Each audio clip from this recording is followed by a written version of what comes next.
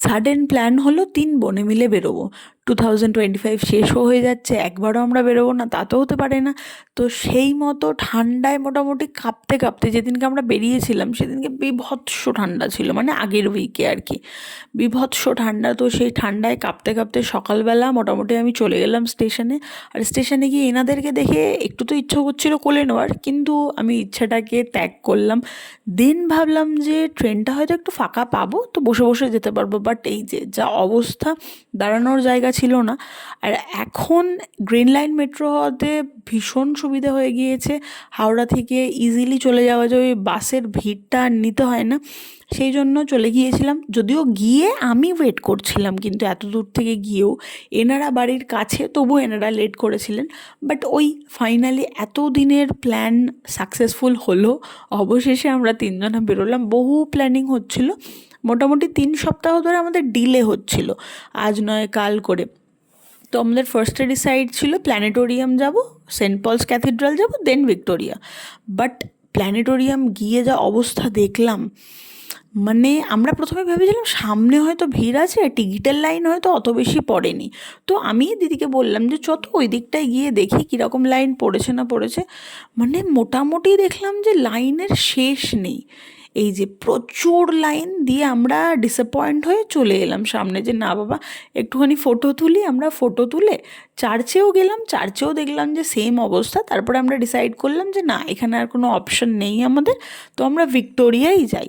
ভিক্টোরিয়াতে গিয়ে একটু বসবো, ফটো তুলবো, আড্ডা দেবো, দেন তারপর আমরা পার্ক স্ট্রিট যাব।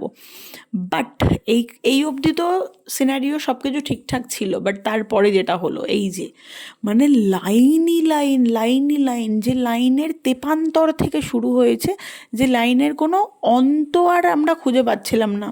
তো আমরা সেই জন্য ডিসঅ্যাপয়েন্ট হয়ে গেলাম ভীষণ রকমের, যে আমাদের লাস্ট যে রাস্তাটা ছিল সেটাও এরম অবস্থা।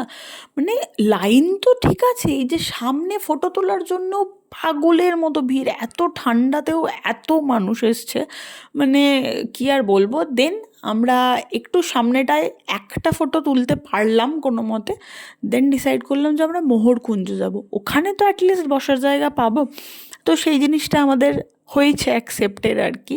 ইউনিভার্স শুনেছে আমাদের কথা, যে কিছু তো এরা ফটো তুলবে, এত সেজেগুজে বেরোলো, একবারেই না ফটো তুললে তো যাবে না। গিয়ে দেখলাম যে ওখানে ওই পৌষ উৎসব হচ্ছে, দোকানপাট এসছে, তখন ফোক মিউজিকের প্রোগ্রাম ছিল। আমরা যখন গিয়েছি তখন টেস্টিং হচ্ছে শুধুমাত্র। তো আমরা গিয়ে কিছুটা বসলাম, কারণ বেশি রাত্রি করতে চাইছিলাম না। ফটো সেশনটাও তো করতে হবে, একটা জায়গা থেকে আরেকটা জায়গা গেলাম, গিয়ে আমরা বিভিন্ন রকমের পোজ দিয়ে মোটামুটি 100টা ফটো তুলে ফেলেছিলাম। দেন আমরা ডিসাইড করলাম যে না, এবারে একটু নন্দন যাই। নন্দনে আমরা বহু আগে আসতাম, এসে আড্ডা দিতাম, আড্ডা দিয়ে একটু চা খেতাম, চা খেয়ে আবার ছোটো পিসির বাড়ি চলে যেতাম। গিয়ে ওখানে তো সারা রাত্রি আড্ডার পালা। তো নন্দনে গিয়ে দেখলাম যে ওখানে সঙ্গীত মেলা হচ্ছে। আমি কখনো সঙ্গীত মেলাতে আসিনি, আমি ফিল্ম ফেস্টিভ্যালে গেছিলাম, কিন্তু সঙ্গীত মেলায় কখনো যাইনি।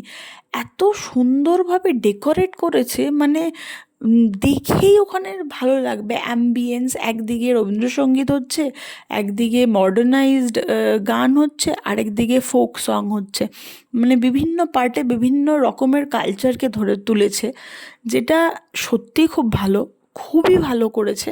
বহু মানুষ এসছে, বহু মানুষ বসার জায়গাও পেয়েছে, তার সাথে সাথে এই এত সুন্দর সংস্কৃতিটাকে আনন্দও করতে পেরেছে। আমরা আবার পুরোনো দিনে ফিরে গিয়েছিলাম, একটু চা নিলাম, চা নিয়ে বসে আড্ডা হচ্ছিল, ফটো দেখা হচ্ছিল, ফটো তোলা হচ্ছিল, কারণ আপলোড তো আমাদেরকে করতে হবেই। সেই জন্য বিভিন্ন পোজ, এই যে বোন যেরকম ভিডিও করতে বলছিল দিদিকে, কীরমভাবে ভিডিও করবে না করবে। দেন আমরা গেলাম আরেকটা পার্টে, আমরা ছিলাম রবীন্দ্রসঙ্গীতের দিকটায়, তো আমরা এবার মডার্নাইজড গান যে দিকটায় রয়েছে সেই দিকটায় এলাম, মানে নন্দনের দিকটাতে। নন্দনের দিকটাতে এসে দেখলাম একটা কিউট স্যান্টা রয়েছে, তার গিফট নিয়ে বসে রয়েছে। গিফট যদিও আমরা নেওয়ার চেষ্টা করিনি, ছোট থাকলে হয়তো করতাম। তারপরে ব্যাক সাইডটায় গেলাম, ওখানে ফোক মিউজিক হচ্ছিল। খুব সুন্দর সাজিয়েছে জায়গাটাকে, যেটা আমরা বহু দিন বাদে এলাম, ফটো তুলেছিলাম, খুব সুন্দর সুন্দর ফটোও এসছে। আমি দেবো এখানের থাম্বনেলটাতে, ভিডিওর যখন আপলোড করব। তারপরে আমাদের একটুখানি পেটের টান ধরলো, তো খিদের জন্য আমরা চলে গেলাম হালদিরামসে। কী খাবো করে আমি ঢোকলা নিলাম, আর ওরা রাজকচুরি নিল, দহিবড়া নিল।